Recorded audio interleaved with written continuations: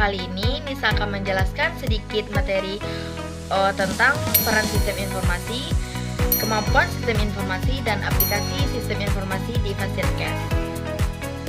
Baik, peran sistem informasi yang pertama ada berkoordinasi dan berkolaborasi, yang menghubungkan antara individu dan kelompok untuk meningkatkan suatu kualitas kerja di suatu organisasi. Contohnya seperti kerjasama. Ada juga beberapa contoh seperti saat kita kerja kelompok yang tidak memungkinkan untuk bertemu secara langsung, tetapi kita bisa menggunakan grup tentang berkolaborasi untuk bekerja sama, seperti menggunakan aplikasi Zoom. Contoh yang kedua, ada saat kita merencanakan liburan dengan keluarga, kita dapat bisa berkoordinasi dengan keluarga lainnya untuk memilih tujuan yang kita tujui, tanggal berapa perjalanannya, dan aktivitas apa saja yang bisa kita lakukan saat liburan itu. Peran yang kedua ada dukungan pengambilan keputusan. Dalam sistem informasi digunakan untuk membantu kita membuat keputusan yang lebih baik dan terinformasi.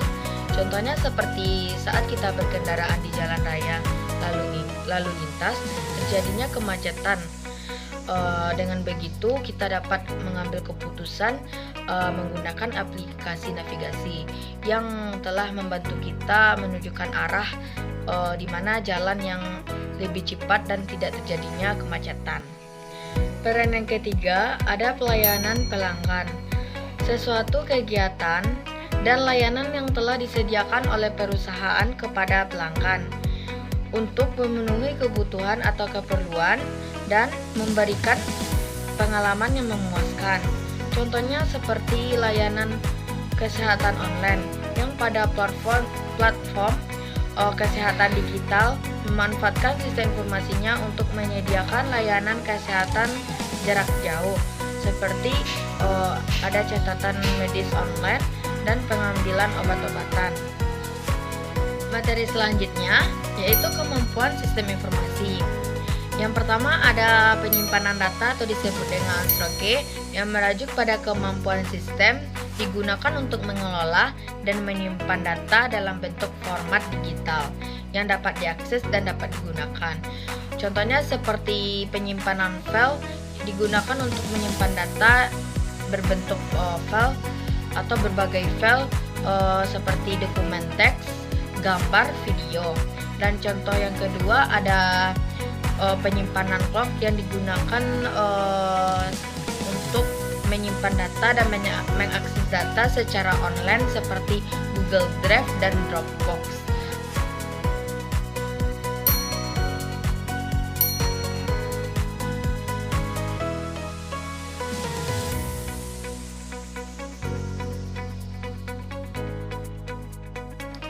Contohnya saat kita menggunakan aplikasi email yang telah memproses pesan yang ingin dikirim atau menerima pesan dari pengguna.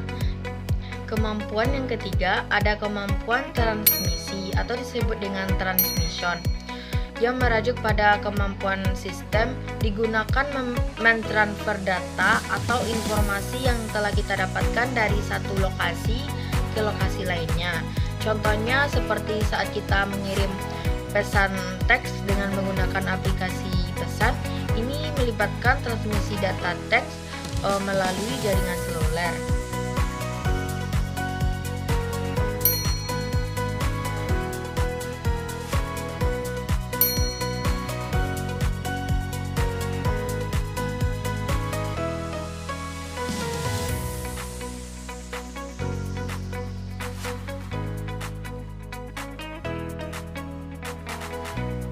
Contoh yang kedua, pada pasien yang ingin membutuhkan pemantauan kesehatan rutin secara jarak jauh, pasien dapat mengirimkan data vitalnya seperti tekanan darah.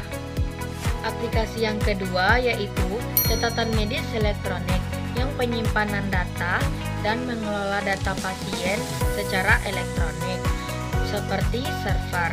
Contohnya pada saat pemeriksaan hasil laboratorium yang berupa gambar yang menggunakan hasil pemindaiannya dengan CT scan dan MRI. Aplikasi yang ketiga yaitu manajemen janji dan jadwal, yang membantu dan mengelola jadwal pemeriksaan janji dokter serta memberi pemberitahuan kepada pasien.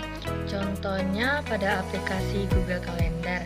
Ini dapat digunakan membuat atau mengatur pengingat dan berbagi jadwal kepada orang lain.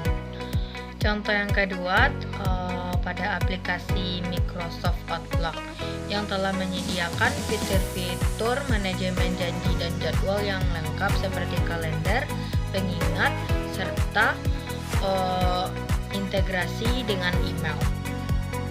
Baik, sedikit penjelasan materi tentang sistem informasi terhadap perannya dan kemampuannya serta aplikasinya. Jika ada kesalahan mohon dimaafkan. Dengan ini Nisa tutupi. Assalamualaikum warahmatullahi wabarakatuh. Terima kasih.